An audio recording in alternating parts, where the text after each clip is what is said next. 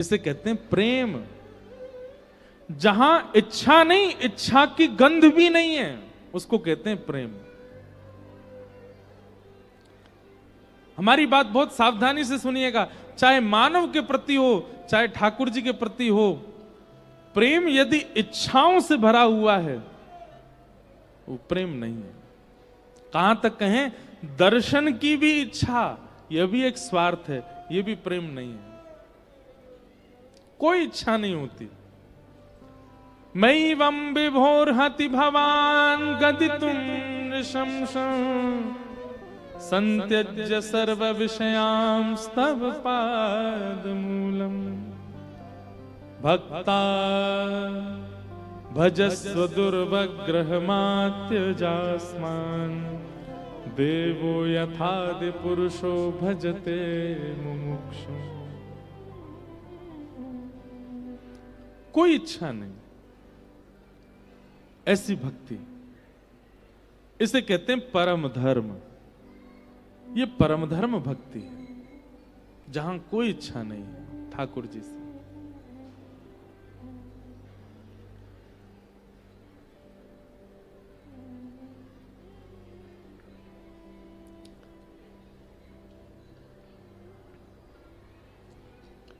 धर्मस्वनिष्ठता पुंसाम विश्वक्सेन कथासु नोत्पादये दधिरतं श्रमेव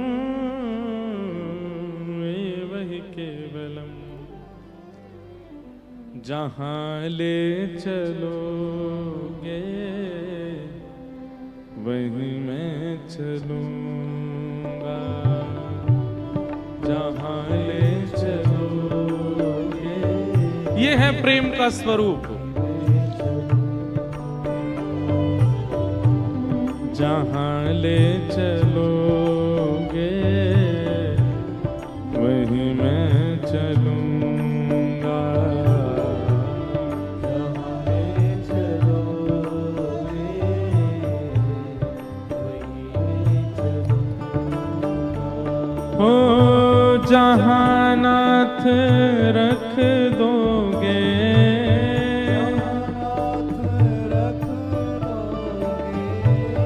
जहां नाथ रख दोगे, हो वहीं मैं रहूंगा, जहां ले चलोगे वहीं मैं चलूंगा। सब लोग गाओ।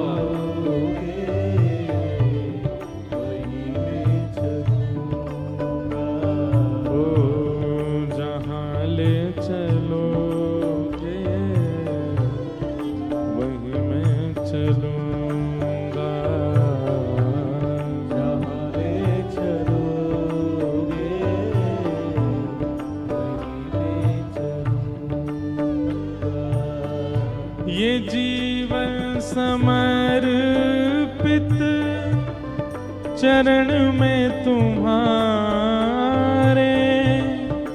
तुम ही मेरे सर्वस्व, तुम ही प्राण प्यारे। जीवन समर्पित चरण में तुम्हारे, करताल बजा के गाओ।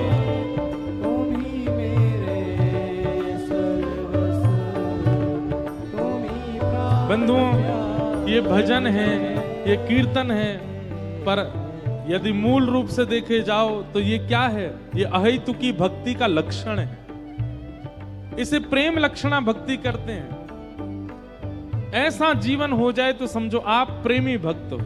ये जीवन समर्पित चरण में तुम्हारे,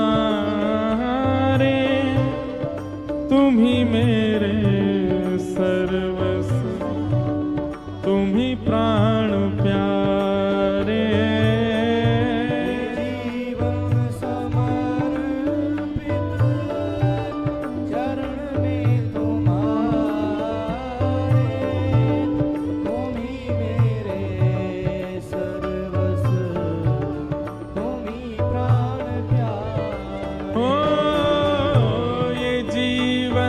समर्पित चरण में तुम्हारे, तुम ही मेरे सर्वस्व, तुम ही प्राण प्यारे।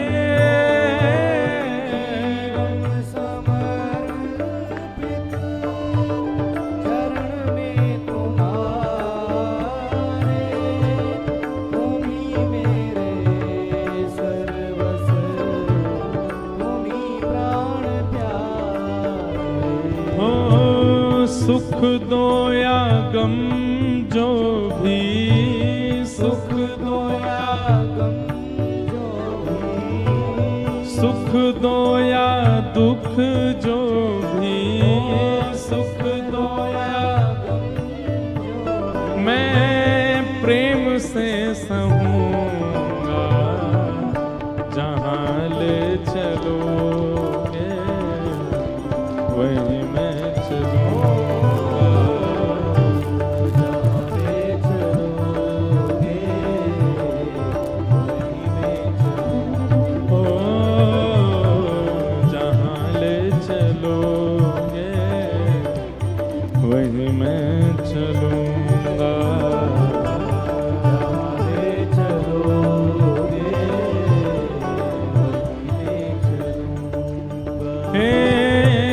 जहाँ नाथ रख दोगे, जहाँ नाथ रख दोगे, ओ वहीं मैं रहूँगा जहाँ ले चलोगे वहीं मैं चलूँगा।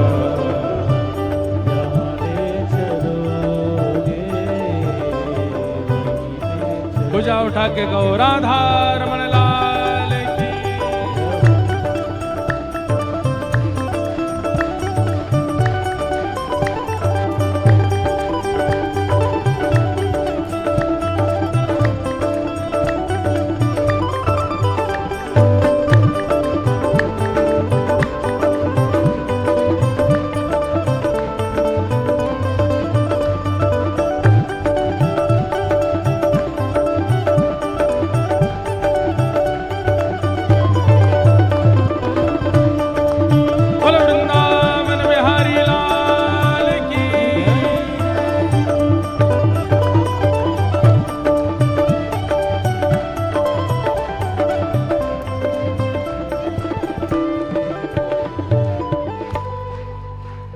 धीमे ताल में बजाओ भाई। ये एक बात बताऊं, ताल में ताली बजाना ये भी भगवत कृपा है। ताल में ताल नहीं बजे तो भी समझो कुछ गड़बड़ है।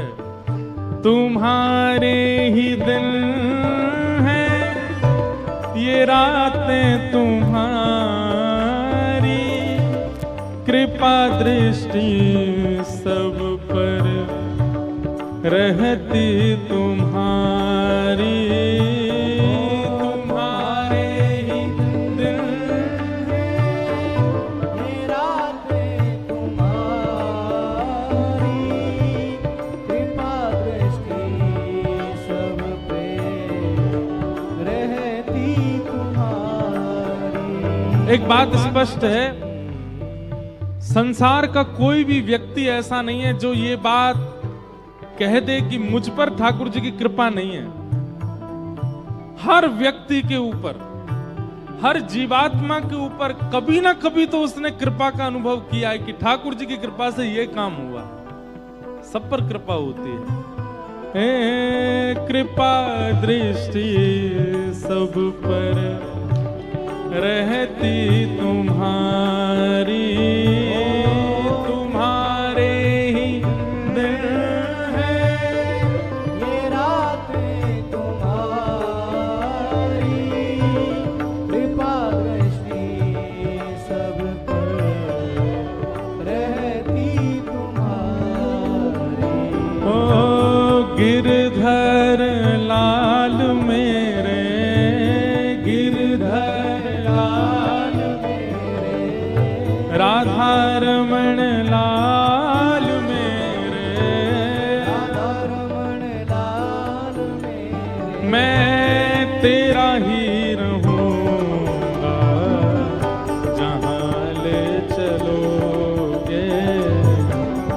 वहीं मैं रहूंगा।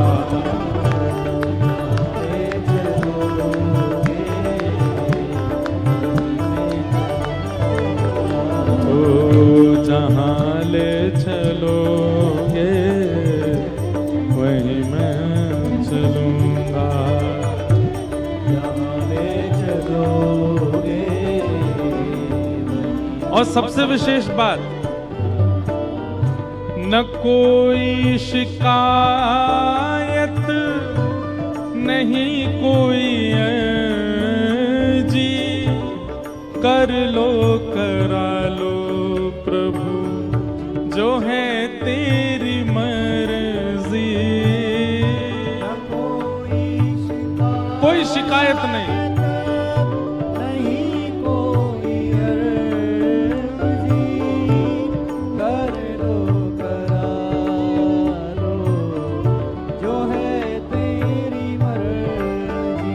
सुदामा जी के चरित्र में भी यही बात आई। सुशीला सुदामा जी की पत्नी रोज कहती, ठाकुर जी से प्रार्थना करो कि हमारे जीवन में संपत्ति आ जाए, हमारे जीवन में अन्न सामग्री आ जाए। सुदामा जी बोले, कभी इस चीज के लिए प्रार्थना नहीं करूंगा।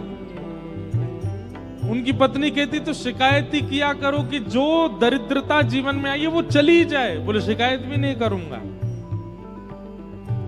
जो आ रहा है और जो जा रहा है ये सब हमारा प्रारब्ध है, इसके लिए ठाकुर जी को परेशान नहीं कर सकता मैं। हमारी आपकी तरह भक्ति नहीं है, हम तो 2 मिनट में हाजिरी लगा देते ठाकुर जी पे।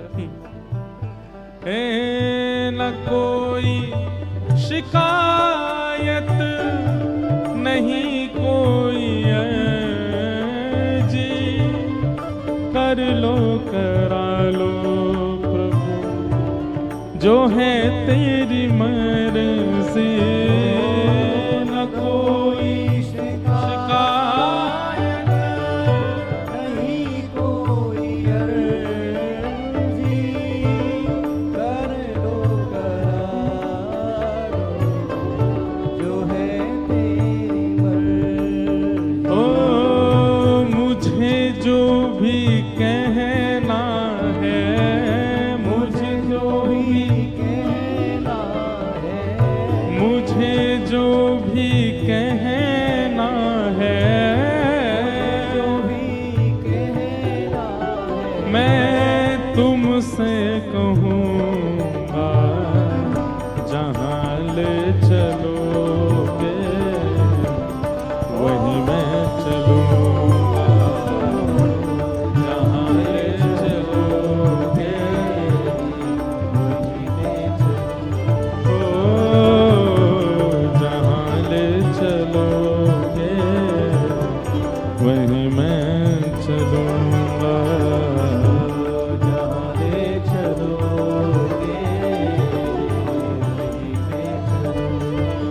ओ जहाँ नाथ रख दोगे, जहाँ नाथ रख दोगे, जहाँ नाथ रख दोगे, वहीं मैं रहूंगा। जहाँ ले चलोगे वहीं मैं चलूंगा। जहाँ ले चलोगे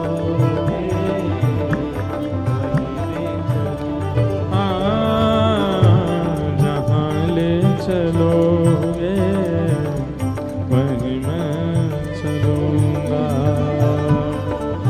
ले चलोगे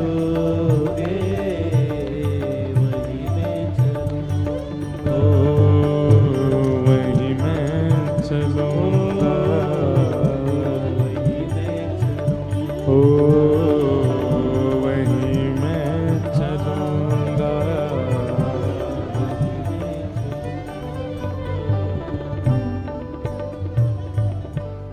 एक बार आप कह के देखिए ठाकुर जी से, आज ही जाकर के घर पे कह दीजिए, नाथ अब से मेरी सारी इच्छाएं समाप्त, अब आप जैसे चाहोगे वैसा मेरा जीवन हो। अगले क्षण ही अनुभव होगा आपको, कोई इच्छा आपकी नहीं है। घर में जो बन जाएगा उसको ठाकुर जी की इच्छा मान के पा लीजिए। हाँ, बस गंदा गलत ना बना हो, बस ये ध्यान रखना, शुद्ध पवित्र हो। अगले दिन क्या करना है क्या नहीं करना है, आप अपने कर्तव्यों का निर्वहन तो करोगे, स्नान करना है, जॉब करते हो जॉब पे जाना है, पर उनमें जो विशेष इच्छा, एक्स्ट्रा ऑर्डिनरी इच्छाएं जो आपकी होती हैं, चाहे वो धन के प्रति हो, चाहे आपकी सैलरी के प्रति हो, चाहे किसी से मित्रता के प्रति हो, किसी के साथ घूमने के प्रति हो, किसी से संबंध के प्रति हो, ये सारी एक्स्ट्रा इच्छाएं जो होती हैं सब समाप्त। सब वो स्वीकार करेंगे जो ठाकुर जी चाहेंगे। ठाकुर जी चाहेंगे तो हमको सैलरी एक्स्ट्रा मिलेगी, ठाकुर जी चाहेंगे तो उससे मित्रता होगी, ठाकुर जी चाहेंगे तो वहां प्रसाद पाएंगे, ठाकुर जी चाहेंगे तो ऐसा पहनेंगे। अपनी कोई इच्छा नहीं, अपना केवल सीधा सीधा कर्तव्यों का निर्वहन करना है। एक्स्ट्रा की जो इच्छाएं होती हैं जिससे आपको मान, यश, प्रसन्नता, अत्यंत आनंद की अनुभूति होती, उन सब के प्रति विराम, अपनी तरफ से इच्छा प्रकट नहीं करनी, ठाकुर जी जैसा चाहेंगे वैसा हो। एक बार करके देखिए। लेकिन हम पहले ही एक चीज के लिए सावधान कर दें, रोलर कोस्टर जानते हैं? एक झूला होता है, वो कैसा होता है? हमारे भारत में तो एक झूला ऐसा होता है, एक झूला ऐसा होता है, वो आगे पीछे जाता है। विदेशों में और बड़े शहरों में, भारत में भी एक झूला होता है, उसमें बैठ जाओ वो ऐसे जाएगा, फिर यूं ऊपर से घुमाएगा, फिर ऐसे कर देगा। ये सबसे महंगी टिकट उसकी होती है, जो सबसे ज्यादा खतरनाक होता है। ऐसे ही ठाकुर जी की भक्ति रोलर कोस्टर है। जैसे ही आप इसमें बैठोगे आनंद तो बहुत आएगा, सुख तो बहुत मिलेगा, लेकिन महाराज झकझोर देंगे ठाकुर जी पूरा। ऐसा कर देंगे कि हाथ पांव जोड़ जाओगे, बस भैया चीख निकल आवेगी, बस रोको। लेकिन उसको पार कर जाने के बाद, जैसे बड़े वाले झूले में से उतरता है ना व्यक्ति, तो जो लोग अभी उस झूले में नहीं गए हैं वो सब उसकी प्रशंसा करते हैं, वाह भाई तुम इसको सह के आ गए, तुम इस पर घूम घाम के आ गए, वाह भैया काबिले तारीफ है तुम्हारी। ठीक वैसा ही ठाकुर जी करते हैं। हमारे आचार्यों के नाम आपको पता है ना, जैसे श्रीमद वल्लभाचार्य जी हैं, रामानुजाचार्य जी हैं, चैतन्य महाप्रभु हैं। ऐसे हमारे एक आचार्य हुए श्री रामानंदाचार्य। कौन? श्री रामानंदाचार्य, रामानंद संप्रदाय के प्रवर्तक, और उनको प्रभु श्री राम का ही अवतार माना जाता है। तो श्री रामानंदाचार्य जी जब अपने बाल्यकाल में थे, अपनी युवावस्था में थे, बहुत ध्यान से सुनिएगा, जब भक्ति के बीज रोपण नहीं हुए थे, बीजारोपण नहीं हुए थे उनके चित्त में, उस समय की बात है। नगर में कोई प्रवचन चल रहा था और श्री रामानंदाचार्य जी बैठ करके सुन रहे थे। तो प्रवचनकर्ता ने कहा, राम के भरोसे बैठ जाओ, राम जी सब आनंद करा देंगे। जैसे अभी हम कह रहे हैं ठाकुर जी पे छोड़ो सारी इच्छाएं, ऐसे ही कोई वक्ता कह रहे थे कि राम जी के भरोसे हो जाओ, राम जी सब करेंगे। अच्छा एक बात सुनिएगा, कई लोग यहां बैठे हुए कहीं ऐसा अनुमान मत लगा लेना कि भाई हाथ पे हाथ धर के बैठे रहो, सब आलसी बन जाओ, सब काम राम जी करेंगे। ऐसा नहीं कह रहे हैं हम। सामान्य कर्तव्यों का निर्वहन आपको करना है। प्यास लगेगी पानी पीना है, भूख लगेगी भोजन करना है। कर्म करते हो, अपने दफ्तर जाना, हॉस्पिटल जाना, क्लिनिक जाना, इधर जाना उधर जाना, ये सब करना है। एक्स्ट्रा जो इच्छाएं आपके चित्त में प्रकट होती हैं, जिसकी वजह से आप ओवर थिंक करते हो, वो सब खत्म करनी है, वो सब ठाकुर जी पर छोड़नी है। तो लेकिन यहां पर रामानंदाचार्य जी ने यही अर्थ लगा लिया कि राम राम करो तो राम जी पूरा जीवन पालन करा देंगे। तो रामानंदाचार्य जी ने जाकर के उन व्यास जी से कहा, बोले भगवान आप व्यास मंच पर बैठे हैं, हम आपसे कुछ कह तो नहीं सकते, आपकी सारी बातें स्वीकार रहे हैं, पर आप कह रहे हैं राम जी के भरोसे बैठ जाओ, राम जी रोटी खवा देंगे क्या? तो व्यास जी थोड़े से क्रोध में आ गए और क्रोध में आके उन्होंने कहा, हाँ अगर राम जी के बस में आ जाए तो राम जी रोटी भी खवा देंगे, तुमको कोई कुछ नहीं करना पड़ेगा, राम राम जपो बस, राम जी रोटी भी खवा देंगे। रामानंदाचार्य जी ने सारे गांव के लोगों को बुलाया, भैया देखो हमारी बात सुनो, मैं अपने गांव से कोसों दूर एकांत एक अज्ञात स्थान पर जा रहा हूं, ना रोटी लेके जाऊंगा ना दाल, कुछ नहीं लेके जाऊंगा अपने साथ, केवल राम राम जपूंगा। 24 घंटे के अंदर अगर राम जी ने मुझको रोटी खवा दी तो मैं स्वयं आप सबके सामने वचन लेता हूं कि जीवन भर राम नाम और प्रभु श्री राम का गुलाम बन के रहूंगा। लेकिन शर्त यह 24 घंटा में रोटी राम जी खिला जाएं, मैं कोई प्रयास नहीं करूंगा, मैं केवल राम राम जपूंगा। अज्ञात जगह जाऊंगा ताकि कोई परिचित पहुंच ना जाए, कहीं व्यास जी पहुंच ना जाए, कोई व्यवस्था मेरे लिए भोजन की ना कर दे, इसलिए अपरिचित अज्ञात जगह जाकर के राम राम जपूंगा। रामानंदाचार्य जी चले गए और कहीं दूर पहाड़ों के पास नदी के किनारे पहुंचे, वहां पर एक विशाल वट का वृक्ष था, उस वृक्ष के घने वृक्ष के अंदर चले गए, ऊपर बैठ गए ऊपर, और ऊपर बैठ करके राम राम राम राम राम राम राम राम राम जपने लगे। जपते जपते थोड़े ही घंटे बीते, इतने में ही कोई तीर्थ यात्री आए और तीर्थ यात्रियों ने आकर के नदी में स्नान किया। स्नान आदि करके अपना झोला वोला रखा था, झोला खोला, वस्त्र आदि पहने दूसरे, और कहा भैया बहुत भूख लगी है, वो पिछले गांव से कुछ प्रसादी लेकर के आए हैं, उसको पालें, यहीं पे फिर आगे चलेंगे। और उन तीर्थ यात्रियों ने प्रसाद खोला, उसमें पूड़ी सब्जी गुलाब जामुन आदि सब गांव के लोगों ने जो प्रसाद दिया वो सब था। प्रसाद खोल के सामने रखा ही था, इतने में ही एक डाकू आ गया, और डाकू अपनी सेना के साथ आया, आकर के बोला इन सबको बंदी बनाओ, इनके पास जो कुछ हो सब कुछ लूट ले चलो।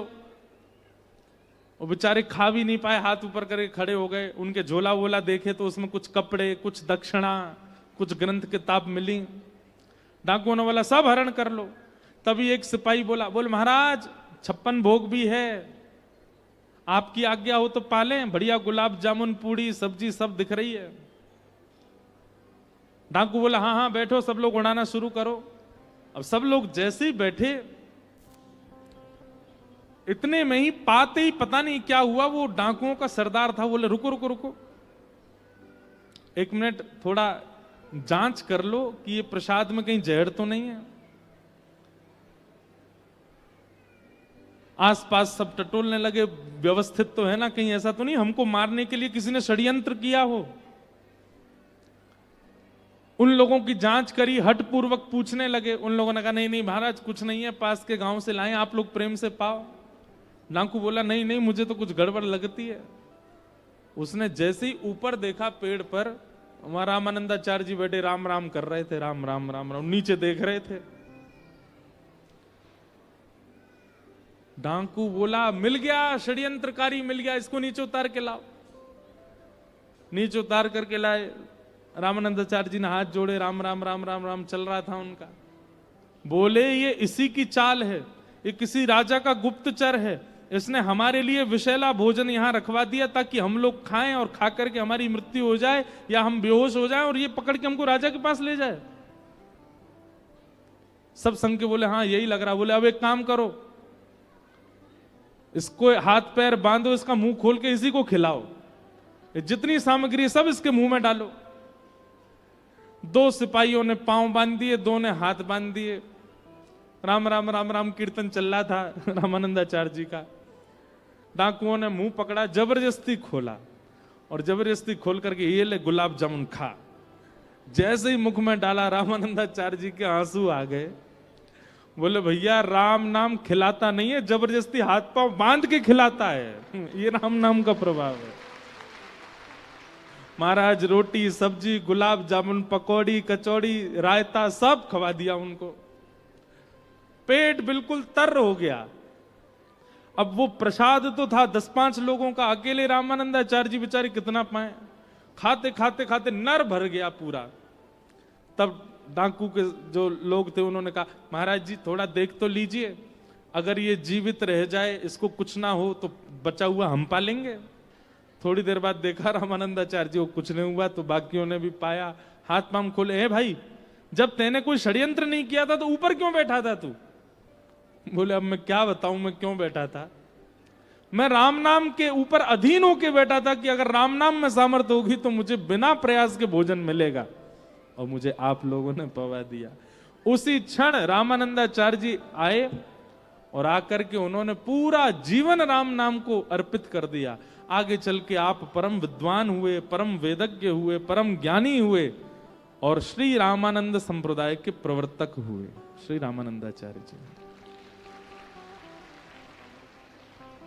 अगर भैया जिद में आ जाओगे कि राम नाम में सामर्थ्य है तो राम नाम पवा दे, तो राम नाम इतनी सामर्थ्य भी रखता है कि आपको पवा भी देगा। पर इस कथा को सुनने के बाद अगर कोई जाके यूं कहेगा कि भाई अब मुझे भी राम जी जैसे उनको पवाए वैसे तो नहीं पवाएगा राम नाम। प्रेम हो आपके चित्त में, आपका स्वभाव मधुर हो ठाकुर जी के प्रति, आपने खूब समय व्यतीत किया है ठाकुर जी के भजन में, तो यह भी संभव है कि केवल नाम जप से आपका पोषण हो जाएगा। हम तो कहते हैं हमारा तो पोषण, हमारा तो आनंद, चाहे हम हवा में हवाई जहाज में घूम रहे हैं, चाहे हम ट्रेन में घूम रहे हैं, चाहे हम बड़ी गाड़ियों में घूम रहे हैं, चाहे हम झोंपड़ी में सो रहे हैं, चाहे हम महलों में रह रहे हैं, सब कथा की कृपा, केवल भगवान नाम की कृपा है। भगवान नाम और भगवत कथा का ये सामर्थ्य है। इसलिए भैया अहेतु की भक्ति किसे कहते हैं? स्वेच्छा कुछ नहीं है, सारी इच्छाएं ठाकुर जी पर छोड़ दो। अहेतुक्य प्रतिहता ययात्मा संप्रसेदति। इस प्रकार भागवत जी का प्रारंभ श्री सूत जी महाराज सौनकादि ऋषियों के मध्य कर रहे हैं। आगे भागवत जी की रचना का विषय बताया गया। वेद व्यास जी महाराज ने ब्रह्म नदी सरस्वती के तट पर भागवत जी की रचना की और श्री वेद व्यास जी महाराज ने यही भागवत की कथा अपने पुत्र सुखदेव जी को प्रदान की। सुखदेव जी ने यही भागवत की कथा सबसे पहले राजा परीक्षित को सुनाई। राजा परीक्षित के विषय में प्रश्न किया गया कि राजा परीक्षित कौन है, इनके बारे में हमें बताओ। तो यहां से महाभारत का प्रसंग आता है। यदा मृधे कौरव संजयानाम वीरे स्वथो वीरगतिम गतेषु ब्रको दरा विग्ध गदा विमर्श भृगनोरुदंडे धृतराष्ट्र पुत्रे। बहुत सावधानी से सुनो। महाभारत का युद्ध अपने अंतिम पड़ाव पर चल रहा था और तभी भीम ने दुर्योधन की जंघा पर प्रहार करके अपनी गदा का दुर्योधन को गिरा दिया और महाभारत का युद्ध पांडव जीत गए। पांडवों के पक्ष में जैसी विजय आई, दुर्योधन बदले की आग में जगने लगा। बंधुओं, ये बदला लेने की इच्छा किसको होती है? ईर्ष्यालु व्यक्ति को ही होती है। बहुत ध्यान से सुनिएगा। हमारे हिंदू वैदिक सनातन धर्म में बदला नहीं लिया जाता, टिट फॉर टैट नहीं होता, जैसी करनी वैसी भरनी नहीं होती। हमारे हिंदू वैदिक सनातन धर्म में व्यक्ति बदला नहीं लेते हैं, प्रकृति बदला लेती है।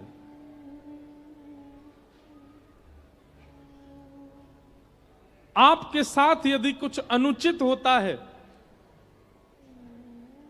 और आप उसके बाद ये विचार कर रहे हो कि अब मैं इसको देख लूंगा, अब देखना मैं इसके साथ क्या करूंगा, अब ये एक राक्षस लक्षण है, राक्षसत्व का लक्षण है। बहुत सावधानी से सुनिए सब लोग।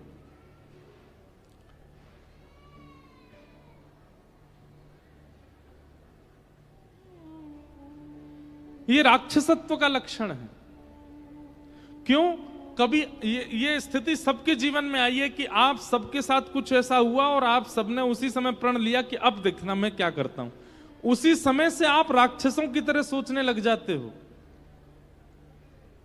कहां तक कहें, आप यहां तक भी सोच लेते हो कि इस व्यक्ति की मृत्यु कैसे हो जाए। ये राक्षसत्व नहीं है तो क्या है? ये ईर्ष्यालुत्व नहीं है तो क्या है? बदला वही व्यक्ति लेता है जिसके चित्त में राक्षस प्रवृत्ति हो। बदले लेने की इच्छा उसी व्यक्ति के चित्त में होती है जिसके चित्त में ईर्ष्या हो। वैष्णव व्यक्ति का स्वभाव कैसा होता है? कई लोग मेरी बात से राजी नहीं होंगे, कई लोगों को मेरी बात में कुतर्क लगेगा, तर्क लगेगा, और मुझे बोलेंगे भी कि महाराज जी आप ऐसे कैसे कह सकते हो, किसी के साथ ऐसा हो जाए तो वो हाथ पे हाथ धर के बैठा रहे। कई लोग बोल